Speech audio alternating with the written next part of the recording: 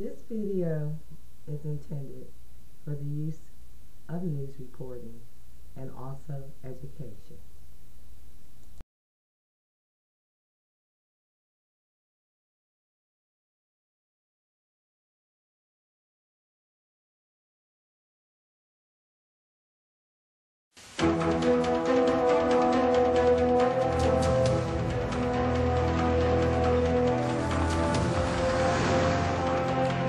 Now that we found hard evidence for the arrival of the Israelites in Egypt and their rise to power, we went searching for archaeological proof of their downfall and the slavery that led to the Exodus. In search of the evidence, we had to travel to a place called Serabit El Khadim, 400 kilometers south of the Nile Delta into the Sinai Desert.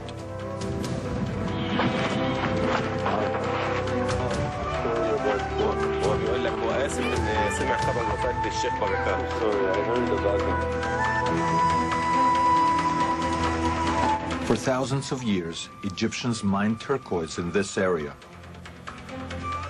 Often they used slave labor. The ancient turquoise mines are off the beaten tourist track. The only ones who know their way in this area are the Bedouins, who still live at the foot of the mines. I heard once that the Bedouin, they can do like the Prophet Musa, that they know which rocks have water in them. They break it. Is that true? We got here, paid our respects to the local sheikh, and recruited one of his sons to show us the way. Okay, let's go.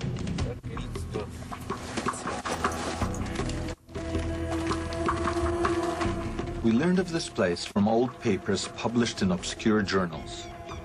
We came here to find proof of the slaves that Moses led to freedom. But even if we found evidence for the presence of slaves, how could we be sure that they were Israelites? The Bible provides us with two clues. First, the followers of Moses did not use hieroglyphic writing like the Egyptians.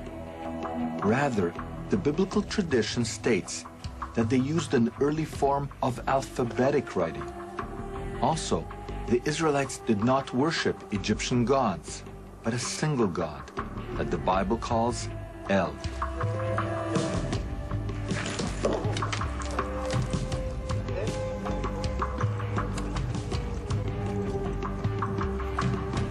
To support our new biblical timeline, we needed to find alphabetic inscriptions carved by slaves some 3,500 years ago. In our wildest dreams, they would also mention the biblical god, El.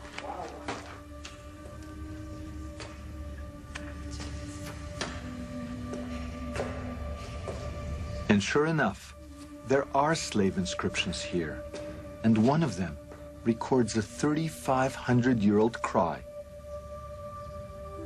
El, save me.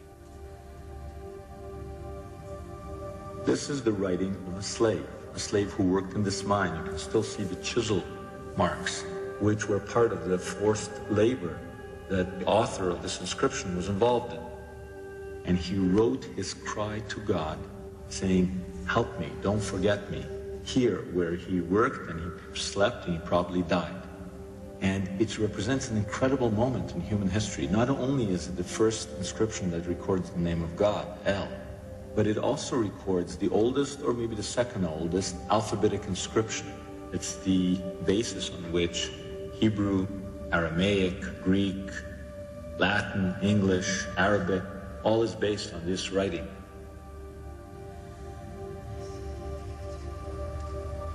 Pretty incredible that after all these years we would be here to record this man's cry.